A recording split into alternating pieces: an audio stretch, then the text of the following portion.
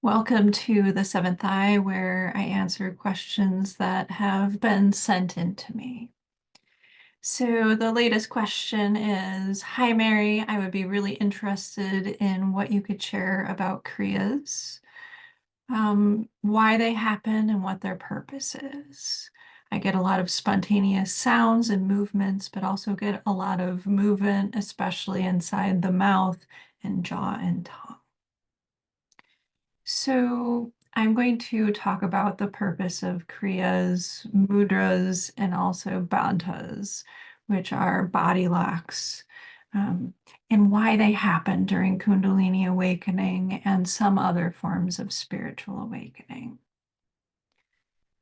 So I'm going to talk about this two ways. In the first way, it is helpful to think of the body as composed of channels. This may also be called meridians. For example, we have a channel through our midline, which is quite important, but we also have channels that are known in acupuncture. There are 12 primary and a few that are extraordinary, which just means deeper levels of energy, such as the midline, going through the body. This can kind of diverge interestingly based on which culture or which map of energy lines there are. For example, if you're doing Thai body work, they'll talk about the 10 primary sen lines, which is basically channels of energy that we're talking about. So a lot of convergence, but some differentiation in terms of maps of how energy flows through the body. So I'm mentioning this because in my books on spiritual awakening, particularly the Spiritual Awakening Guide, as well as working with Kundalini, I talk about Kundalini awakening as being like a river flowing. And so what happens when this river starts to flow, especially through the midline, but really through any part of our body, is that it's going to come across blockage. And so we can liken this to that river meeting a stone or a boulder or something that is preventing it from flowing. If that flow goes through and meets a couple of stones, it still may be able to work its way through and kind of go up and around the body. If that stone is too large, what will happen with that flow is that it will kind of slap against it. So it will be like that river meeting a boulder, meeting a large stone where it cannot break through. So it keeps on hitting against it.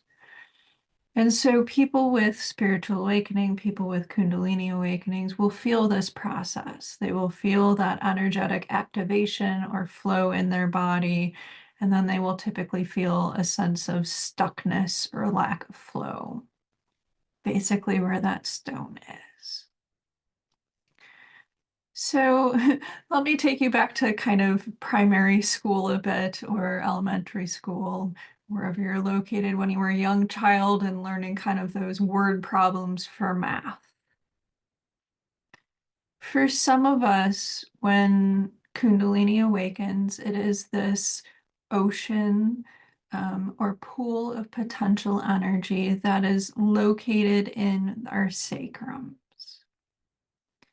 When it starts to rise, it may be like the dripping of a faucet where a little bit of energy comes up.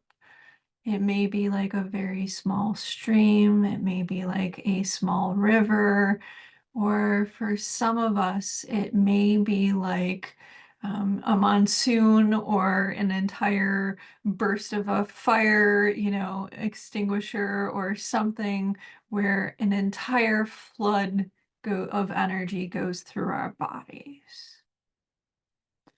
So the reason that I bring it up here is because when we're talking about movements of the body, we're talking about spontaneous body positions, body movements, jerking, going into yoga positions, the hands and feet going into different positions. The reason for that is because, in the first place, is that that flow is coming up, is hitting that boulder. And by the body moving, shifting, going into specific body positions, what is happening is that the body consciousness is cooperating. It is trying to release or break down that boulder with the energy, with Kundalini in the body. So essentially, this is our body feeling that flow of energy and participating with it to get us through those stuck places in our body. And so the reason that I mentioned that basic sort of math equation is that if we have a small trickle of flow coming up, it may not take it may be like a small rock, a small, even a pebble that may cause for there need to be a bit of shaking, a bit of body movement to get that small amount of flow continuing on its path. If we have a larger flow coming up that is like a river or an ocean, what happens is that it may naturally break through some of those stuck places in our body. And so we may experience some movement, some shaking, some yoga positions that release that stuckness quite readily. But what happens even when we have an ocean coming up and it meets a large boulder in its path that's completely obstructing? What is going to happen is that the consciousness is going to move, shake, and even go into body locks in an attempt to shift the energy, to shift the stuckness in the body, to get things moving again, to get that boulder to break apart. So the first way that we can understand this is, let's say Kundalini awakening is coming up and it hits a boulder in our solar plexus. It now has a variety of options. It could continue to wear that boulder down by just rising again and again, those waves hitting that boulder again and again, until that boulder starts to become a rock, starts to become pebbles, and that way energy can flow through. It can also do a bit of shaking, a bit of release, typically of the nervous system, but just shaking overall to get the body systems activated and get that sort of wave going into that rock to help release things, to help turn that boulder into kind of a smaller rock. Another thing that can happen is that the body can naturally can spontaneously move in an attempt to get energy to flow through that chakra, flow through that area of the body. This may be something like a jerking motion, like the solar plexus in that area of mid-back, just sort of jerking forward quite suddenly. It may also be a yogic position, for example, going into bridge position in yoga, where there's kind of that concavity of the back, and here's the solar plexus up here, and the entire body extends to get that river or ocean flowing through that junction. There may also be body locks that happen. And so let me describe what those are. And the solar plexus is a perfect place to talk about these. What a body lock essentially is the body contracting. It is the body, all of the energy of that area of the body being stopped. There is no longer breath going into there.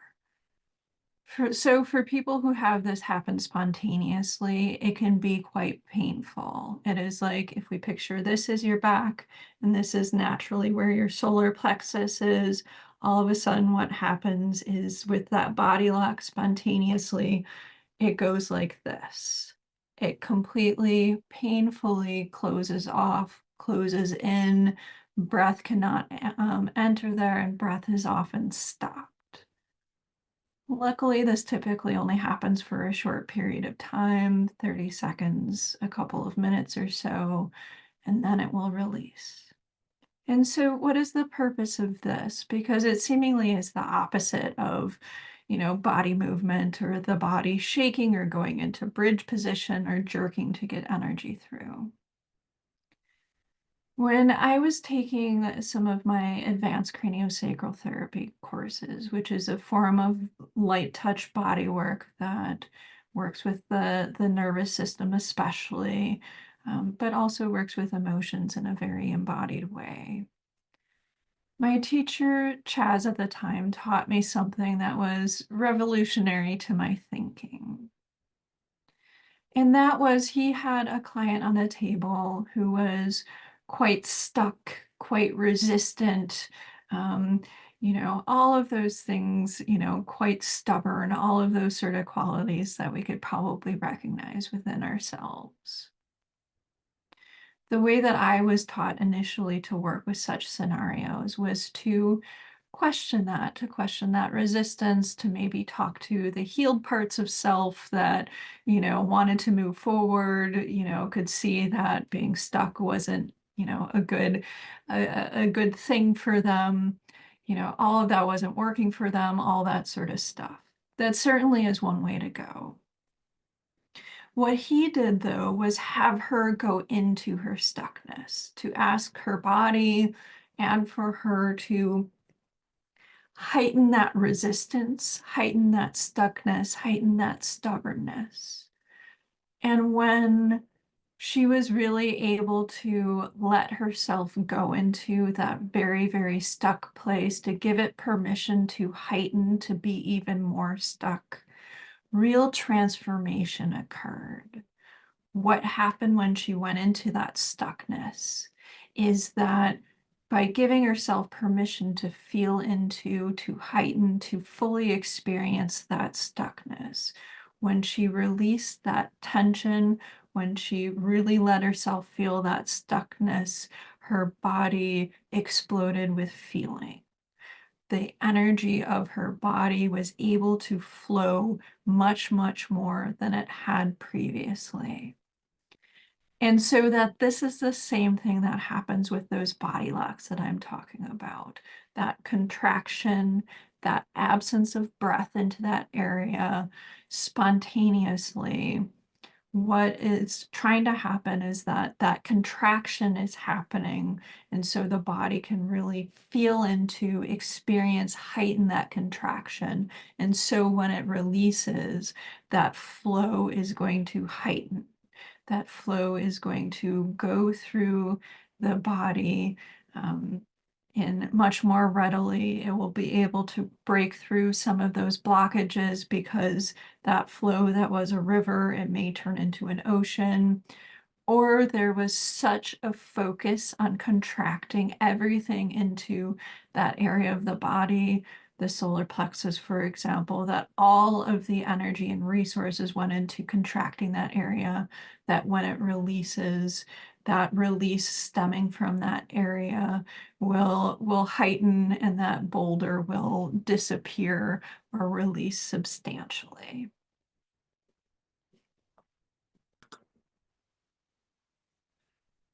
And so during Kundalini awakening, I talk a lot about the midline awakening because that is where the largest flow happens in our body. But eventually, the potential is that every channel in our body awakens and has flow through it, like that river I'm talking about. And eventually, every cell of the body has flow through it. And so we have all of these channels of energy. In acupuncture, the channels are associated with organs. So we'll talk about things like the lung channel or the large intestine channel or the gallbladder channel. And so similarly to energy flowing up the midline, what will happen is that those channels will awaken, will start to connect, will start to have that river of flow going through them. And so it's helpful to understand that with channels of energy, that most of them outside of the extraordinary or really deep channels I'm talking about of the body end by going out and through the fingers as well as the toes. And so one of the things that we learned in acupuncture school was that the tips of the fingers and the tips of the toes were called revival points. And they're quite painful to experience typically when when an acupuncture needle goes in, there can be like a droplet of blood that comes out or something like that. It's not pleasant, but occasionally acupuncturists do it. And so we can picture all of these smaller rivers going through the body and going through these channels of the body. And what happens is that these channels may not be kind of enlivened, so they may be sort of deadened or lacking flow. Some of the channels in our body are quite long, and so some of them may be disconnected. Some part of that channel may not be active or flowing well, or maybe sort of deadened, not having energy go in it at all. The body not recognizing that there needs to be energy flow through there.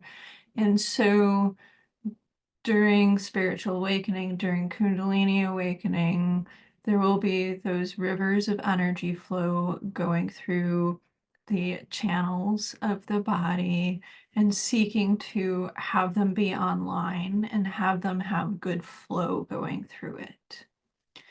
And what that means is that the body may go into varying positions. One thing that people don't talk about a lot because the hands are much more expressive is that it is not unusual for people who are experiencing release to have the toes spread out or contract or open up, the ankle to sort of go back and the foot to release.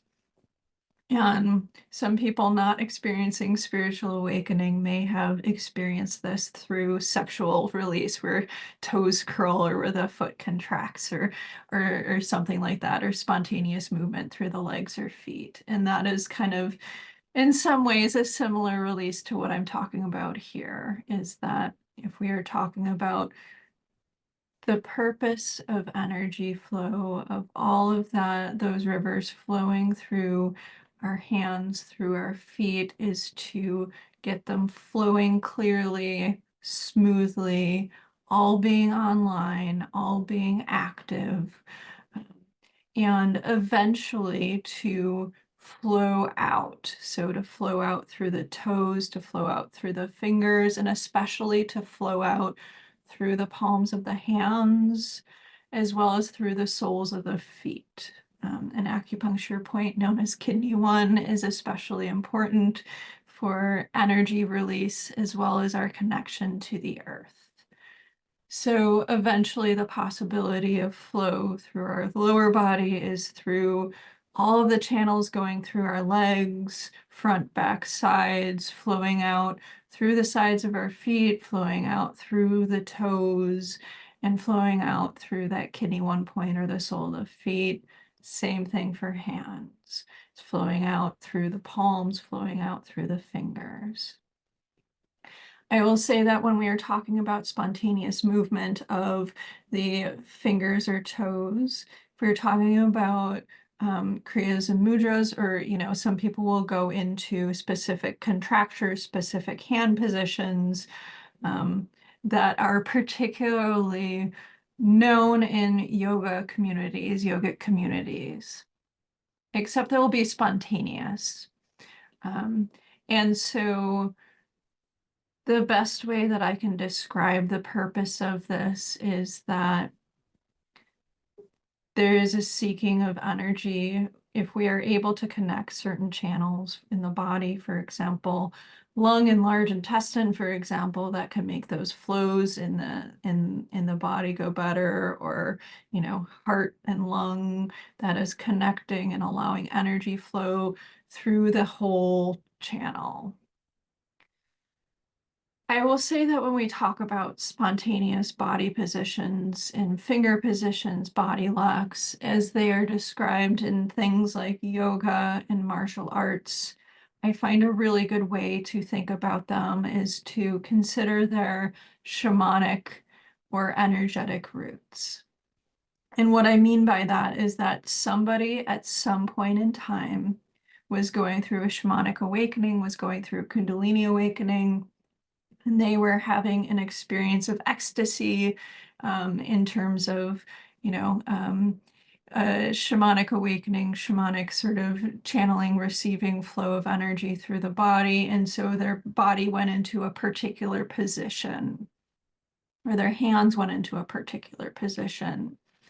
And those original shamanic, Kundalini experiencers, then from that translated those things into martial arts postures, martial arts, go into this position and this will get you the power of, this type of animal, into shamanic, teachings, into yogic teachings of, oh, if you do this, it cycles energy through the body like this, or it creates power or release, that sort of stuff.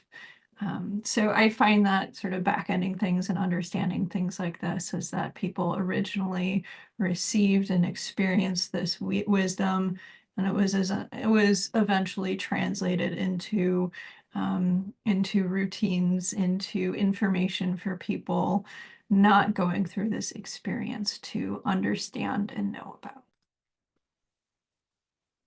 So the second reason for body movements, for finger movements, for toe movements, for foot movements, is that when we consider these rivers of energy that go through the body, they are intended to have nice flow to them throughout the meridian, so throughout the whole channel. But that river has difficulty moving through the joints of the body, so anywhere there is a curve of the body. So all the joints and the fingers, of which we have a lot, and palms, and all the joints through here, joints through feet and footbed, joints of ankle, knees, hips, SI joints that join kind of the hips and the sacrum together, the joints of the spine in small ways, shoulder joints, elbow, wrist, and joint, particularly in the back of the head, as well as the jaw here. And so any place that that river has trouble flowing through because there's a bend or sort of crook in the body, two bones coming together, where it doesn't have that natural smooth energy flowing through it. For example, it's easy to get a nice smooth flow of energy going through here, but when it hits the elbow, even if it's completely straightened, there's a ligament, there's things going on, there's space where it has difficulty going through. And so what happens is that the body will move into locks. It will go into spontaneous movements, spontaneous body postures, spontaneous stretching, in order to sort of bridge the gap, in order to get energy flow going through that area where energy flow has difficulty opening up and naturally flowing through. The eventuality is that the river will figure it out, and that the elbow, for example, will no longer need to move and stretch and do all that sort of stuff, because that river will be well formed eventually and naturally have energy going through it. Since this reader, particular watcher, particularly asked about the jaw, I will mention that the same thing can happen with the TMJ joint. So like kind of the big balls that are right by our jaw that open and close, that energy has difficulty flowing around this area, flowing around the ears. It's an area where a lot of people have a lot of holding. And that holding for a lot of people has to do with expression. I talked about this in my throat chakra video, but in order for our heart and our third eye to connect, kind of this flow of energy going through here, we need to have access to our voice, to our authenticity, be able to speak our minds, be able to at least have access to our voice enough to where we can have the choice of whether to speak or not. And so with that choice, we can make conscious decisions. But so many of us have cut our head from our bodies. And so that prevents us from feeling and expressing our feelings and feeling our feelings. For example, if we're cut off, maybe we can't cry because that would mean a connection from the sorrow of the heart or lungs going into the face, going into the eyes, and actually being expressed. We may have been punished as children for feeling. We may have just grown up in a world in which we were told that we were a bother or that we were being difficult or that only girls cry or whatever the thought is. We may have grown up in a culture, in a religion, in a world which tells us to just like shove our traumas down and to like keep on going no matter how we're feeling. A lot of us needed to do so in order to survive. I will say, though, by far that the most common form of awakening is not Kundalini awakening. Kundalini awakenings are fairly rare. The most common form of significant awakening is top-down awakenings because of that split from our nature, from our feeling self, from our bodies, from the feminine polarity, from our feeling selves, intuition, instinct, all of that sort of stuff.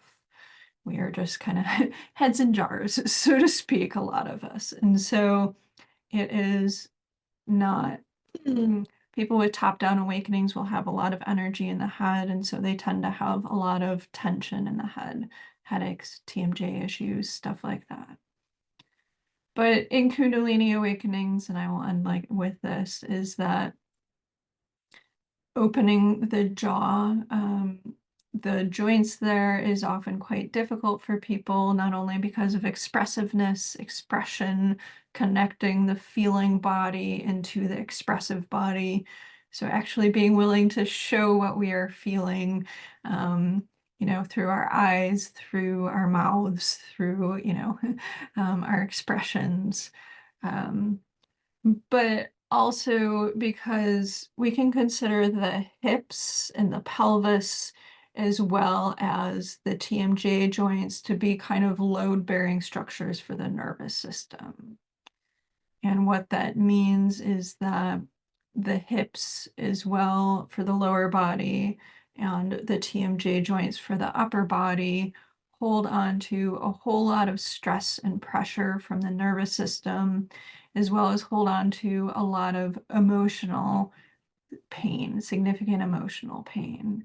And so it is not surprising that people particularly get stuck here during Kundalini awakenings, during spiritual awakenings, because if they were to release that area, they might be incredibly angry, incredibly sad. There may be a fear of expressing that, feeling that, showing that.